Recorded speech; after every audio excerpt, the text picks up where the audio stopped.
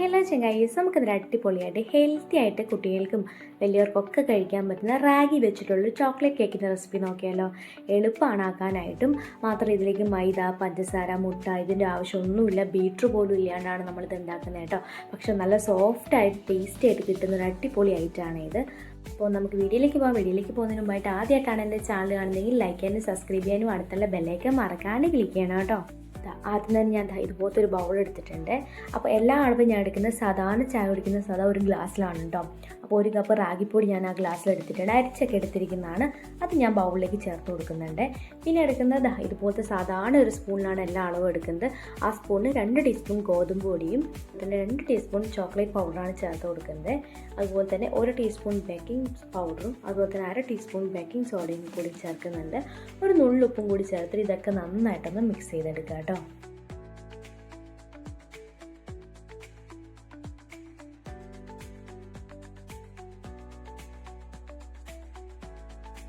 ഇപ്പം എല്ലാം നന്നായിട്ടൊന്ന് മിക്സ് എടുത്തിട്ടുണ്ട്.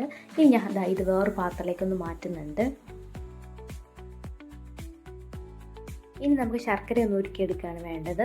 അതിനായിട്ട് ഒരു ഗ്ലാസ് പൊടിച്ച ശർക്കരയാണ് ഞാൻ എടുത്തിരിക്കുന്നത് കേട്ടോ. അതിലേക്ക് ഒരു 3 ടീസ്പൂൺ വെള്ളം കൂടി ചേർത്തിട്ട് നന്നായിട്ടൊന്ന് മിക്സ് ചെയ്തെടുക്കുക. അതായത് ഒന്ന് മെൽറ്റാക്കി എടുക്കുക കേട്ടോ. അപ്പോൾ നൂൽപ്പൊരി പാവം അങ്ങനെയൊന്നും വേണ്ട, ജസ്റ്റ് ഒന്ന് മെൽറ്റായിട്ട് കിട്ടിയാൽ മതി.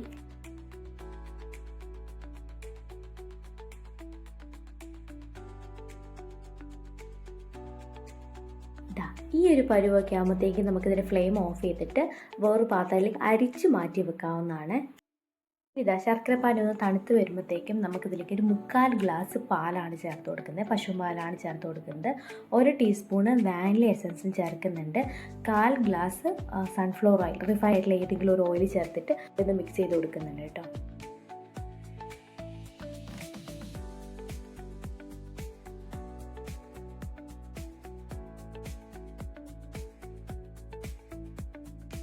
ഇപ്പോൾ എല്ലാം കൂടി നന്നായിട്ടൊന്ന് മിക്സ് ചെയ്തെടുത്തിട്ടുണ്ട്.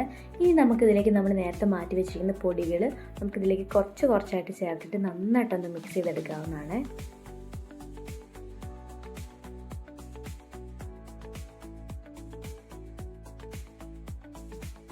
ഇപ്പം എല്ലാം കൂടി നന്നായിട്ടൊന്ന് മിക്സ് ചെയ്തെടുത്തിട്ടുണ്ട്. ഇനി നമുക്കിതിലേക്ക് 1 ടീസ്പൂൺ വിനാഗിരിയും കൂടി ചേർത്തിട്ട് വീണ്ടും നന്നായിട്ടൊന്ന് മിക്സ് ചെയ്ത് കൊടുക്കാം.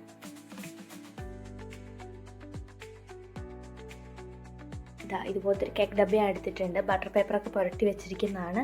അപ്പോൾ അതിലേക്ക് നമ്മുടെ ഈ ഒരു ബാറ്റർ നമുക്ക് ഒഴിച്ചു കൊടുക്കാവുന്നതാണ് കേട്ടോ. അപ്പോൾ ഞാനിത് ഓവനിലാണ് കുക്ക് ചെയ്തിട്ടുണ്ടായിരുന്നത്. ആദ്യത്തെ ഒരു 180 ഡിഗ്രി സെൽഷ്യസിൽ ഒരു 10 മിനിറ്റ് ഒന്ന് പ്രീ ഹീറ്റ് ചെയ്തിട്ടുണ്ടായിരുന്നു. എന്നിട്ട് ഒരു 170 ഡിഗ്രി സെൽഷ്യസിൽ ഒരു 30 to 35 എനിക്ക് ടൈം എടുത്തിട്ടുണ്ടായിരുന്നു കേട്ടോ. അപ്പോൾ നമ്മൾ കുക്കറിൽ അല്ലെങ്കിൽ ഒരു കടായിലൊക്കെ ആണെങ്കിൽ ഒരു 35 to 40 മിനിറ്റോളം ടൈം എടുക്കുന്നുണ്ടാവും കേട്ടോ ഉണ്ടാക്കാനായിട്ട്. നല്ല അടിപൊളി സൂപ്പർ ടേസ്റ്റി ആൻഡ് ഹെൽത്തി ആയിട്ടുള്ള റാഗി ചോക്ലേറ്റ് കേക്ക് തയ്യാറാണ് കേട്ടോ. അപ്പോൾ ഇതെല്ലാവരും ട്രൈ ചെയ്ത് നോക്കണം. ഈസിയാണ് ഉണ്ടാക്കാനായിട്ടും കഴിക്കാനാണെങ്കിലും അടിപൊളി ടേസ്റ്റാണ്, ഹെൽത്തിയാണ്.